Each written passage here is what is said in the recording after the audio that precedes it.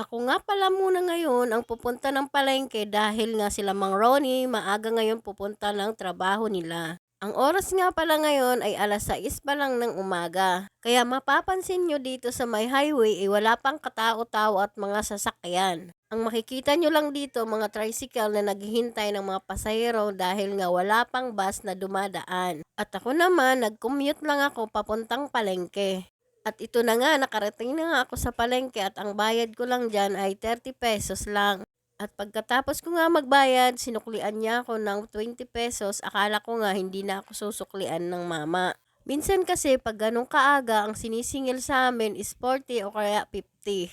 At ito na nga, nakapag-ikot-ikot na ako dito sa palengke at naisip kong bilihin ay tahong. Gusto ko kasi ng sabaw ng tahong. At namili rin ako dito ng 1 kilong tilapia dahil kapag dito ka sa palengke namili ng tilapia, imura lang. Pag sa talipapa ka namili, mas mahal siya ng konti dahil nga siguro inaangkat lang nila yon at pinapatungan din nila ng konti. Kaya hanggat nandito sa palengke, nilubos-lubos ko na at namili na ako ng pang 1 linggo naming ulam. At ito na nga, pauwi na ako at hindi ko na nabidyohan yung iba kong binili dahil nga nahihirapan ako magdala.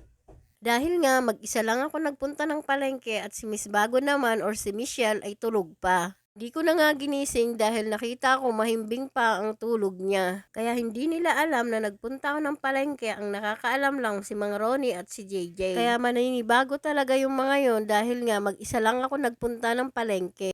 Hindi talaga ako umaalis ng bahay kapag wala akong kasama. Kasi nga minsan yung kaliwa kong paa nangangalay at hindi rin siya pwedeng ipwersa na mas mabigat. Dahil nga yung paa ko nagkaroon ng fracture or crackture. Basta kayo na lang umintindi. Nandito na nga ako sa bahay at inaayos ko na yung mga binili ko at nakita ko rin dito yung inaalok sa akin ng batang sampagita. Binilihan ko na rin siya dahil nga naaawa ako sa kanya dahil sabi niya sa akin pangkapi lang daw. Kaya ito na, iaayos ko na yung mga nabili ko. Huhugasan ko muna siya isa-isa bago ko ilagay sa rep para hindi naman mangamoy sa loob ng rep. Yung mga binili ko nga pang-ulam dyan is barillete, bangus, tilapia, wings ng manok, yung pang pork chop. At sabi nga sa akin ni Zainab dyan, umiyak daw siya dahil nga hinanap niya ako paggising niya. Hindi talaga sanay yan si Zainab na paggising niya na wala ako sa tabi niya. At namili na nga rin ako ng pang-almusal namin. At pagkalabas ko nga dito dahil ito si Kuya Mario at si Ate Nora, binigay na namin tong mga kahoy na to para pwedeng panggatong nila.